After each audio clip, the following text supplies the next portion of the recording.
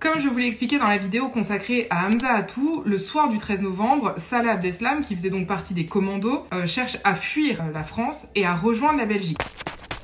Je reviens pas là-dessus dans les détails, ce qu'il faut savoir c'est que deux personnes, Mohamed Amri et Hamza Attou, viennent récupérer Salah Abdeslam en France et vont le ramener en Belgique.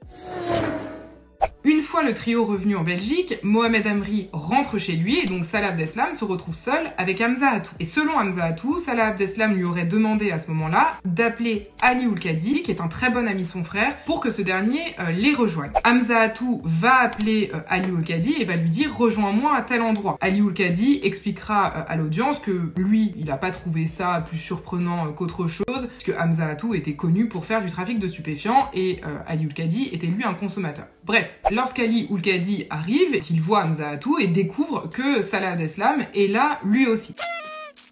Donc les trois hommes vont dans un café, prennent un verre et Ali Oulkadi explique à l'audience qu'à ce moment-là, lui, il demande à Salah Abdeslam où est son frère, où est Brahim, qu'il cherche à joindre. Salah Abdeslam lui aurait expliqué que son frère faisait partie des commandos qui ont frappé Paris et qu'il est mort en kamikaze. Sachant que selon Ali Oulkadi, Salah Abdeslam lui aurait dit que son frère était membre des commandos, mais ne lui aurait pas dit que lui-même l'avait été. Finalement, ils sortent du café et c'est à ce moment-là que Salah Abdeslam aurait libéré Hamza Attou en lui disant toi tu peux rentrer et il serait resté avec Ali Oulkadi. Selon Ali Oulkadi, Salah Abdeslam lui demande de le déposer à quelques kilomètres de là en lui indiquant le chemin. Ils prennent la voiture d'Ali Oulkadi et Ali Oulkadi le dépose à l'endroit indiqué par Salah Abdeslam. C'est depuis cet endroit où Ali Oulkadi aurait déposé Salah Abdeslam que Salah Abdeslam aurait rejoint à pied par lui-même l'une des planques où ensuite il se cachera pendant plusieurs semaines avec d'autres membres de la cellule.